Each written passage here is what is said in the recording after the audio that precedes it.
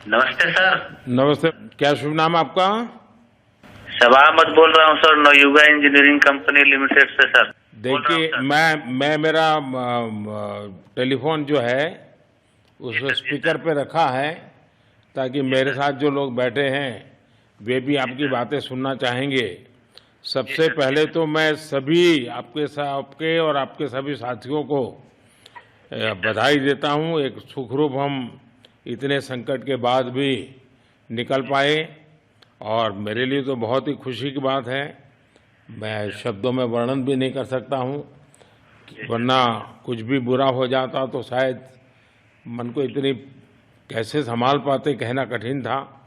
तो ये केदारनाथ बाबा की, बद्रीनाथ भगवान की कृपा रही कि हम सब स्वकुशल आप लोग आए हैं और 16-17 दिन समय कम नहीं होता है। आप लोगों ने बहुत बड़ी हिम्मत दिखाई और एक दूसरे का हौसला बनाए रखा। ये सबसे बड़ी बात है, क्योंकि ऐसे समय यानी रेलवे के डिब्बे में भी साथ साथ चलते हैं तो कभी न कभी तो तू मैं हो जाती है, लेकिन उसके बावजूद भी आपने सारा धैर्य रखा।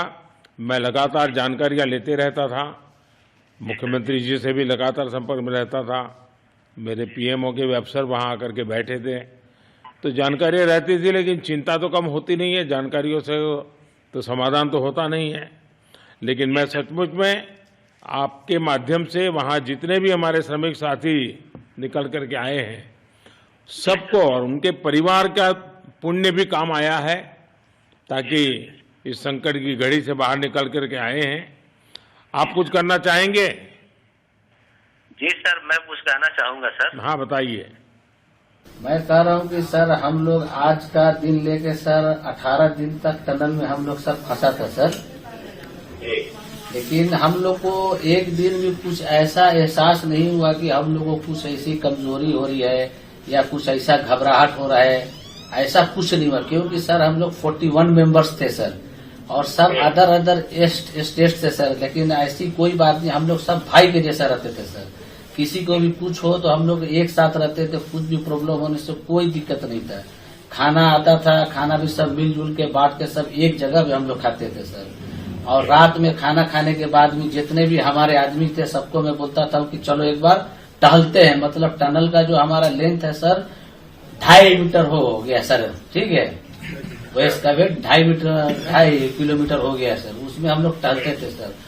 और मॉर्निंग का जब समय होता था तो हम अपने बंधुओं से बोलते थे कि देखिए हम लोग खा रहे हैं पी रहे हैं और तो हम लोग को कुछ काम है नहीं अंदर में, तो थोड़ा योगा वगैरह ये सब मॉर्निंग वॉक थोड़ा करते हैं अंदर ही में। बाहर में तो जाने का कोई ऐसा है चीज है नहीं, तो अंदर में हम लोग अपना घूमते टहलते थे।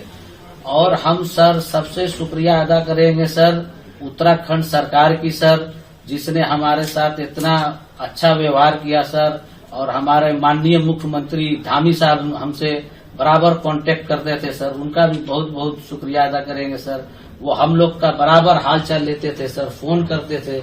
और आज भी जब हम लोग टनल से बाहर निकले तो धामी साहब ने हम लोग को गले लगाया, और बीके साहब भी थे सर, उन्होंने भी हम लोग को तहे दिल से शुक्रिया अदा किया और हम लोग को गले लगाया सर। हाँ, इस बार तो बीके सिंह भी पूरा समय वहाँ रहे और वे भी बिल्कुल डिसिप्लिन, जैसे उनकी जो सोल्जर वाली ट्रेनिंग है ना, वो पूरी ट्रेनिंग इस बार उन्होंने दिखाई।